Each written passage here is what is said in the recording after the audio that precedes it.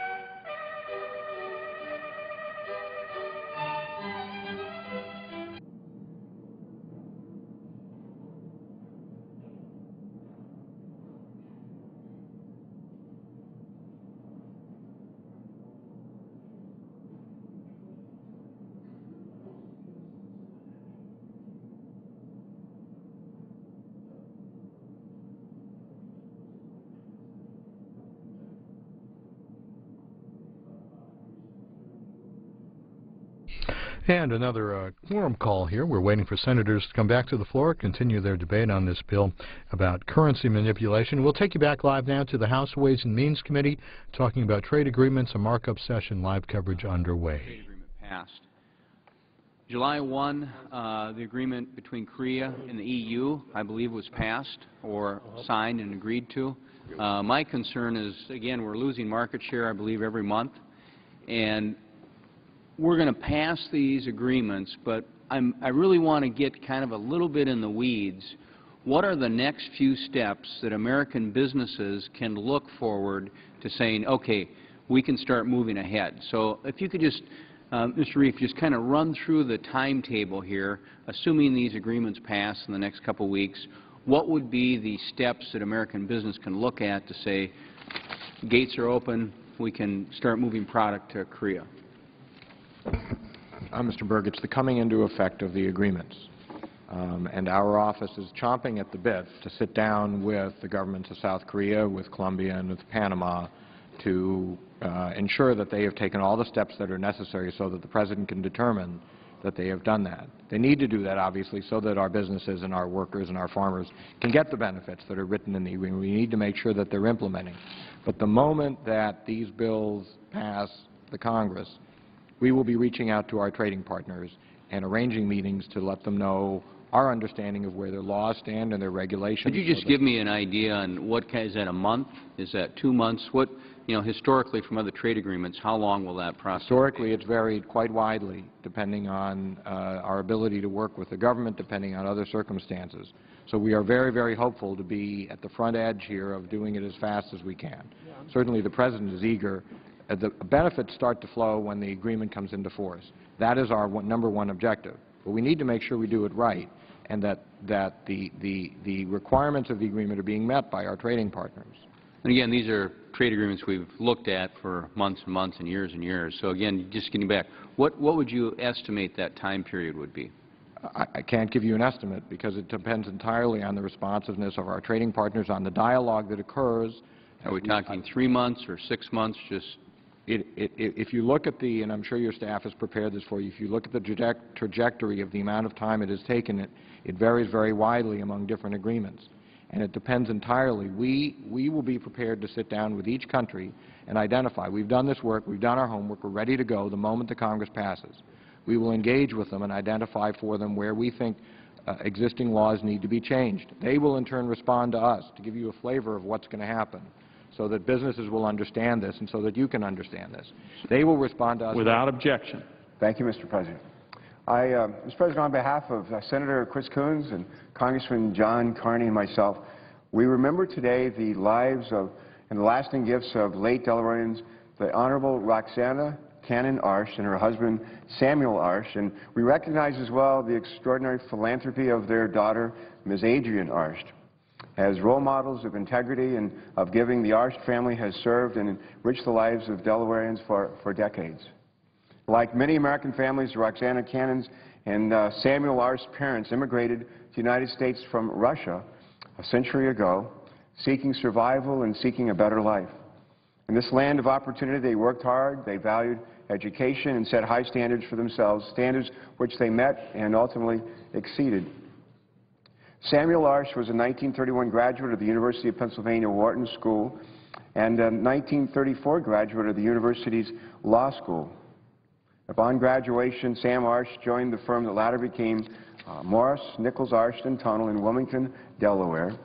And over time, he became well known in corporate law circles as one of the architects of the modern Delaware general corporation law and was described as the master of Delaware's influential corporate statutes. In 1953, he led efforts to update the entire body of statutory law, making Delaware the nation's most favorable place for businesses to incorporate. His work helped to transform the state's economy by later opening the door to national banks and credit card operations along with other financial services. His wife, a Delaware native, Judge Roxana Cannon Arsh, graduated from the University of Pennsylvania's law school as well, where she met her future husband, Sam. In 1931, Roxana became the 5th woman to pass the Delaware bar. And she made history again when she was appointed by then-Governor Russell W. Peterson as a judge of the family court in 1971, becoming the first female judge in the state of Delaware.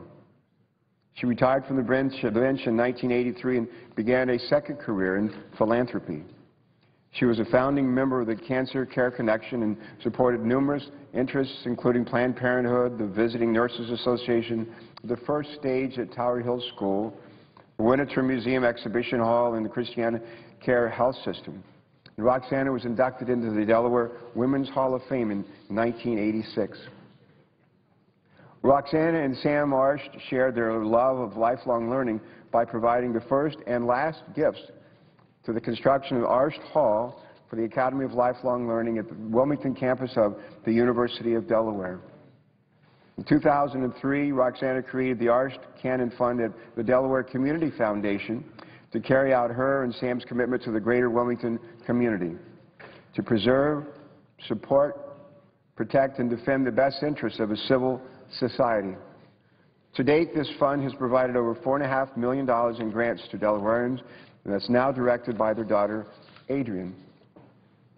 Adrian Arsht was born in 1942 in Wilmington, Delaware, and upon graduation from the Villanova Law School, Adrian was the 11th woman admitted to the Delaware bar. Again, her mom had been the 5th. In 1966, she launched a successful law career at the Delaware firm of Morris, Nichols, Arsht, and Tunnell. And later, Adrian's interest shifted to banking, culminating in a move to Miami in 1996 to join the leadership of a bank called Total Bank, where she served as chair of the board until 2007. Under her leadership, Total Bank grew from 4 locations to 14, with over $1.4 billion in assets. 2007, Total Bank was sold to Banco Popular Español. And in 2008, Adrian was named the chairman emerita of Total Bank. In addition to her leadership in legal professions and in the business world, Adrian has also taken a leading role in promoting artistic, business, and civic growth in the 3 cities that she now calls home: Washington, D.C., New York, and Miami. Following her parents' examples, she's also continuing to maintain strong philanthropic presence in her home state of Delaware, for which we're grateful. In one of her many contributions to the first state, Adrian carries on her parents' commitment to the mission of the Arsht Cannon Fund at the Delaware Community Foundation. And with her family background and experiences working with the Hispanic community as a businesswoman in Miami, and the release of research findings from the 2008 Delaware Hispanic Community Needs Assessment, Adrian set the funding focus of the Arsht Cannon Fund to support many nonprofits with a focus on addressing the unmet needs of Hispanic Delawareans. This fund has helped thousands of Hispanic Delawareans learn to speak, read, and write in English, continue their education, find employment, access health services, and learn conflict resolution skills. It has made and continues to make an essential difference in the lives of Delawareans and will do so for decades to come. And furthermore, under Adrian's direction, the Arsht Cannon Fund established the Cancer Care Connection and Best Buddies in Delaware, brought the Nemours Bright Start Dyslexia Initiative to Delaware, and supported the new Delaware Community Foundation's Strategic Fund. So, Mr. President, I am honored today to rise to honor and commend my very good friend, Adrian Arsht, and her late parents, whom I was privileged to know, Roxana and Sam Arsht, for their extraordinary service and continuing contributions to the state of Delaware and to its people. On behalf of Senator Coons and Congressman Carney and myself, we recognize their work to help the many individuals and families who've been touched by their generosity.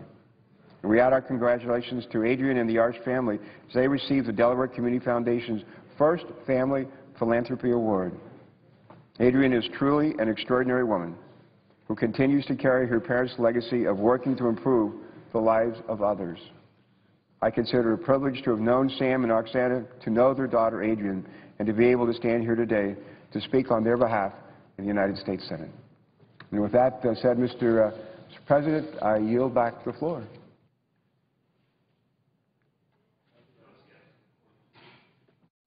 Will the senator withdraw his request? Senator from Illinois is recognized. Mr. President, I would like to take this time to talk on the pending legislation with regard to China today. Thank you. In these times of deficit and debt, I think we should not launch a trade war with China. We are here because we borrowed too much. We have a spending habit that has weakened our economy. That spending habit was aided by China, but we can only blame ourselves for much of the economic weakness that the United States now faces. A trade war with China would put in jeopardy a number of jobs from my state of Illinois. Illinois exports to China in 2000 totaled about $533 million. Roughly 2,500 people received their employment by virtue of sales to China 10 years ago. Today, Illinois exports to China total about $3.8 billion. The number of people employed by sales to China has grown from around 2,500 jobs to 15,000. In a state with higher than average unemployment, where unemployment is growing faster than in almost any other region of the country, I do not think we should put these jobs at risk with an unnecessary trade war to China. When we look at Illinois very directly, we can see a major Peoria employer like Caterpillar, whose sales to China last year totaled about $3.2 billion, roughly related to about 10,000 jobs in the direct and contractor and subcontractor-related area for sales to China. With Motorola, based in Schaumburg, sales totaled about $2 billion directly to China, impacting about 7,000 jobs. And for Boeing, headquartered in Illinois, sales to China totaled about $3 billion, around 10,000 jobs directly related to sales into the Chinese market. This bill would seek to blame all of our economic ills on a power overseas, despite so much of the weaknesses related to our own overregulation, a flawed health care bill, and too many taxes that are causing small employers, the engine of employment in our country, to hold back on hiring a full-time American. For me, I think that this bill places the blame in the wrong place and diverts the needed attention of the Senate to where it should be placed in fixing our economy. Now, for 10 years, I served in the House of Representatives. And in 2005, during that rendition of anti-Chinese legislation, I decided to form a bipartisan caucus, the China Working Group, with Democratic Representative Rick Larson of Washington. We decided to bring together the three warring China tribes of the House of Representatives. That would be the Panda Huggers, a very small number of members, the Dragon Slayers, a very large number of members, especially on my side, and the Panda Slayers, who are growing in number, who dislike almost anything related to China. We welcomed everyone to discuss China because of its growing role in the world, because, according to one of our leading banks, China could be the largest economy on earth, replacing a status that the United States had until our policy was misplaced, and that we've had since around the 1870s. Should we trigger a trade war with the coming largest economy on earth? I would say that we should not. China, in the 21st century, can be the source of the greatest ill or greatest good for the United States, depending on how we manage this relationship. One of the key audiences that I listened to as chairman of the China Working Group with Congressman Larson were Americans who actually sold American manufactured goods in China. Oftentimes we would ask, is your number one concern with regard to selling more goods in China related to the currency? Overwhelmingly, they would say it is not their number one concern. Their number one concern instead was the comprehensive theft of intellectual property by Chinese entities from U.S. patent holders. This is most clearly evident in the Hollywood DVD industry, but also elsewhere. When you look into this issue in a serious way, you find that currency is not the number one issue, although I would admit it polls rather well. But our job is to actually add employment to the United States. And one of the key audiences we should listen to are people who sell U.S. goods in China. If you delve into the intellectual property issue and the comprehensive theft of intellectual property, you will find that actually China has some fairly reputable intellectual property laws, but they are not enforced. A common thing that you hear about China is a phrase that's often used in the Chinese language, and it goes something like this: the mountains are very high and the emperor is far away, meaning that despite laws that may be on the books in Beijing, they are not enforced in the provinces where so much theft of intellectual property happens. I would argue that a bipartisan agenda that would add to jobs and strengthen our relations with China would be a greater enforcement of intellectual property laws between the United States and China.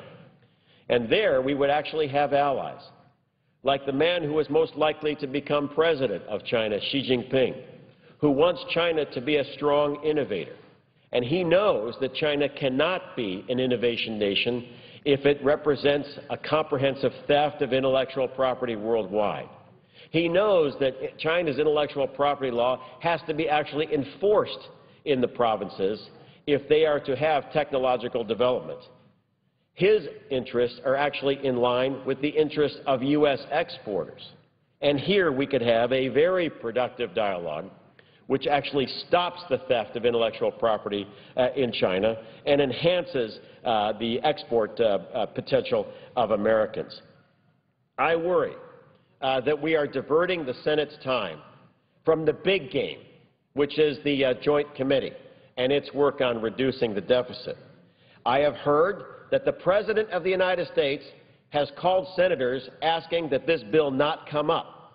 And when you look at the prospects for this legislation in the House, you will learn that the prospects for this legislation are dim at best. What should we do rather than trigger a trade war with a country that's about to be the largest economy on earth? What should we do rather than trigger job losses at Caterpillar, at Motorola, at Boeing, in Schaumburg, in Peoria, and in Chicagoland? I think what we should do instead is focus the Senate energy on passing the Gang of Six legislation that would reduce the net borrowing of the United States by $4 trillion.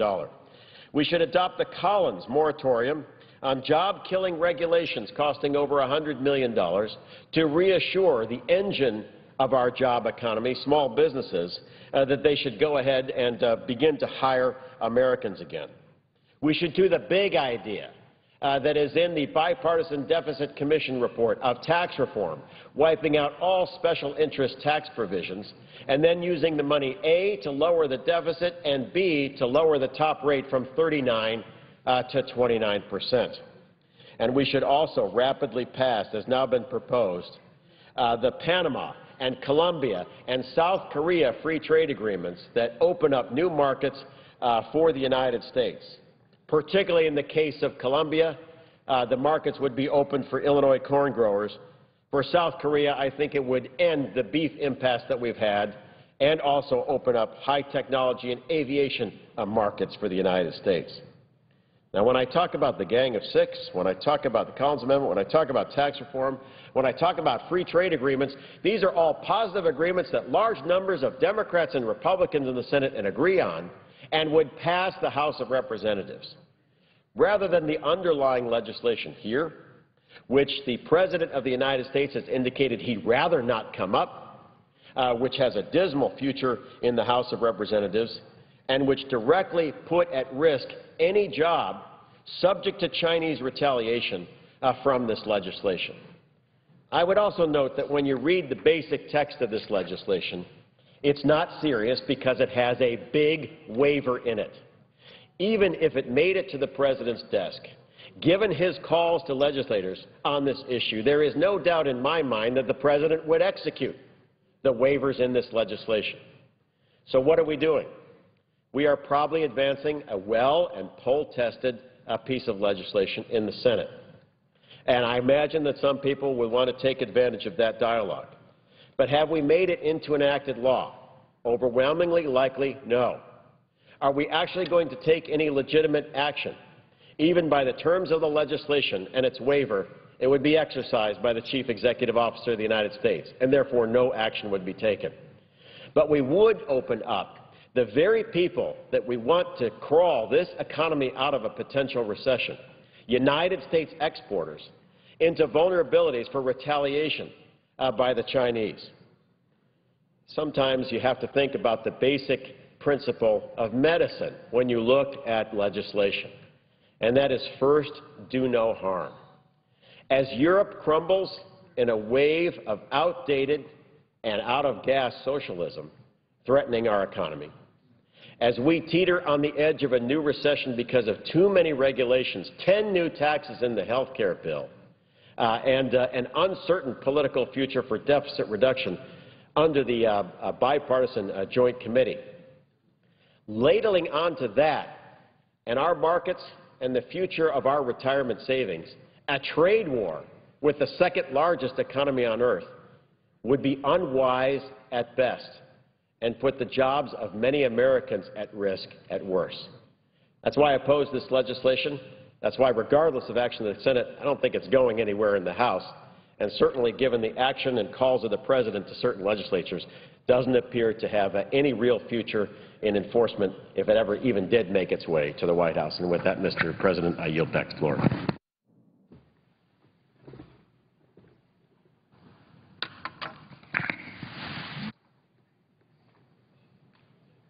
Thank you, Mr. President. Senator from Ohio is recognized. Thank you, Mr. President. I appreciate the words of my freshman colleague, Senator Kirk. I think he recognizes from his days as a foreign policy expert when he worked for the government foreign policy that a presidential waiver is essential.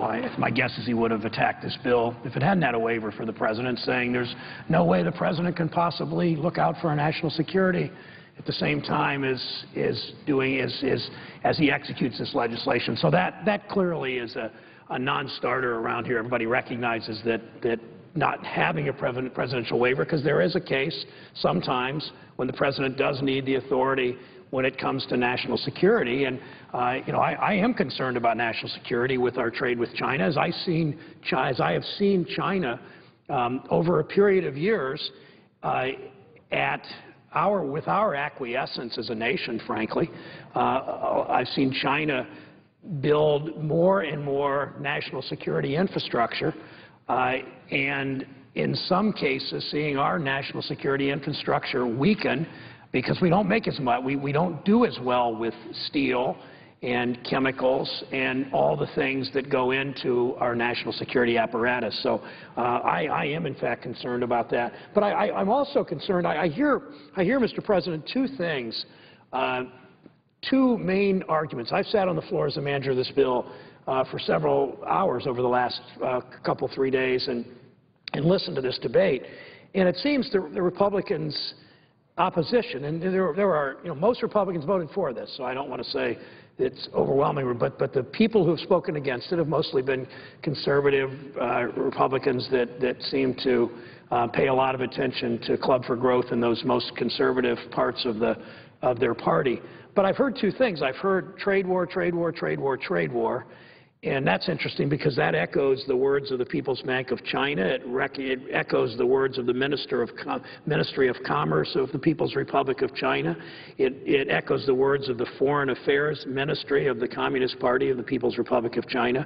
It mimics their words when I hear them say trade war, trade war, trade war. But the other thing that concerns me is I listen to this debate and I hear some of the opponents to this bill kind of playing the blame America first game, that they seem to say, this isn't China that's doing this to us, this is us doing this to us, or perhaps we doing this to us, to be more grammatically correct. And I'm just aghast that the fact that China games its currency system, the fact that China undercuts our manufacturing because they, quote unquote, cheat, that we are, some members of the Senate that stood up right here and took the oath of office to the United States of America are blaming America first for what China's doing to us. I mean, I can see blaming our government for not enforcing trade rules better. And President Obama, while he's not come out yet for this bill, he has enforced trade laws better than any president since Ronald Reagan, who actually probably set the gold standard for trade enforcement. We haven't seen it since until President Obama. But I'm a bit intrigued that my colleagues are blaming the United States for this. It's a little like if there's a gas station on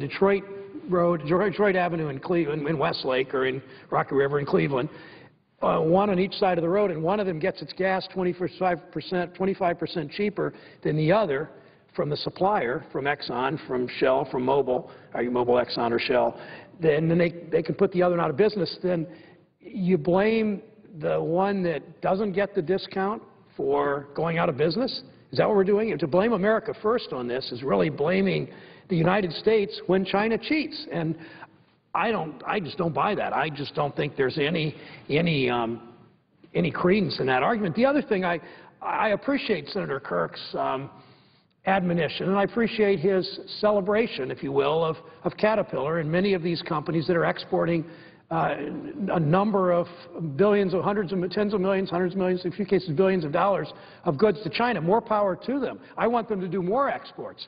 But look at this chart. Look what's happened. Yeah, exports to China have gone up. 2000 was the year that this Senate and the House, where the presiding officer from Mexico and I sat and voted no on this. PNTR in the year 2000, permanent normal trade relations with China, was passed. Look what happened since then. Yeah, exports to China went up. I'm glad for that. I'm glad that U.S. exports, companies like companies all over our states, Senator Kirk mentioned a handful in Illinois, those exports went up. But look at what happened to imports. Look at the number of imports went up. You know why that is? Part of the reason for that is currency, that China has cheated. Pure and simple, China has cheated on currency. Now, when we passed this, when we did the first vote on Monday night, and all of us knew that, all of us predicted, you know what the Chinese government's going to do? They're going to squawk and they're going to say, trade war, trade war, trade war. I guess I didn't know that a bunch of American politicians would mimic what they'd say and say, trade war, trade war, trade war. Well, here's what happened. Listen to this.